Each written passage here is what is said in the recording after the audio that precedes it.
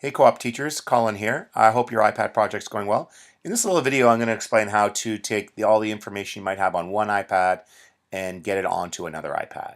In order to do this, you're going to have a computer, and you're going to have iTunes on that computer. And this older iPad, we'll say the old iPad, um, it has to be sunk to this computer and backed up so all the information is on here.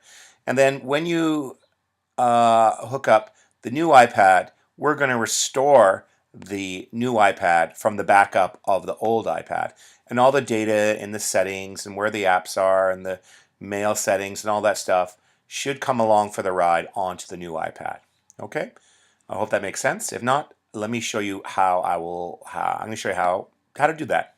So I'm going to pretend to do this process with two devices currently hooked into iTunes. You could do it one at a time, but I have two here just to illustrate. I have my iPad, which I labeled old. So let's say that's the one I'm using right now. And now I got a new device. It's actually my iPhone. But let's say I want all the data and the settings to flow over from one to the other. It's kind of a way almost like re-imaging or imaging. We do that sometimes with laptops and computers and things like that. So first of all, on the old device, you got to make sure that it is, when you plug it in, that it gets sunk, so all the information is up to date and the apps are up to date and all that stuff. And you really want to make sure that you have a good backup, that it backed up. To do that, just to make sure you do that, I either right click or control click on the device and I say backup. So right now, all the information from that iPad is being backed up to my computer within iTunes. And that might take a few minutes depending on how much stuff it has to back up. Okay, so the backup is finished. Now on the new device, that new device should be just partially set up, the initial setup that you do.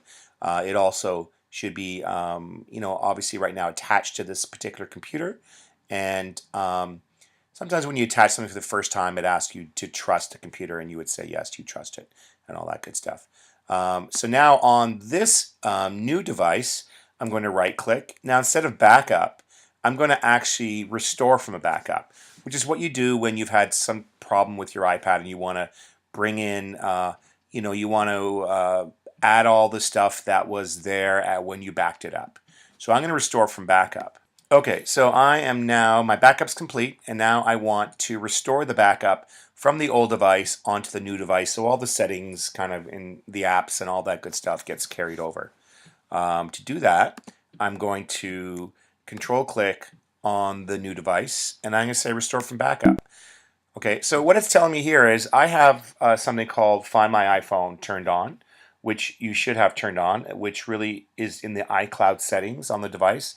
And it really means that if it gets lost, then you'll be able to find it by going onto the iCloud website and logging into your account. Now, in order to do this thing, though, in order to restore it, I need to turn it off. So I turn it off on my device. I'm doing that right now. You can't see me. So there, on my device in my hand, which you can't see, I've turned off Find My iPhone. Now, if you haven't got Find My iPhone turned on, you won't even see that.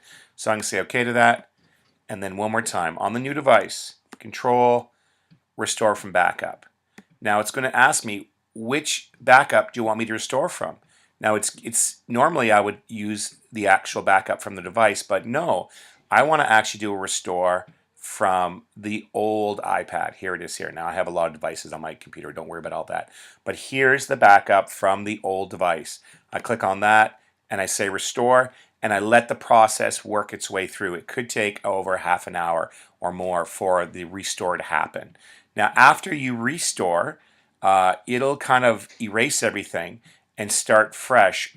And it needs to sync all the apps again. So for example, if you have a whole bunch of stuff in Evernote, at first Evernote won't be there and it'll look kind of like you haven't got your stuff. But you have to really let the sync go, and all the apps will flow over and all the settings should also flow over. And so for the most part, it should be an exact copy of the old device. Now the only problem is, I find, small problem, is that the naming will be, the new device will be named what the old device was. But you can quickly kind of come in here and change that if you have to.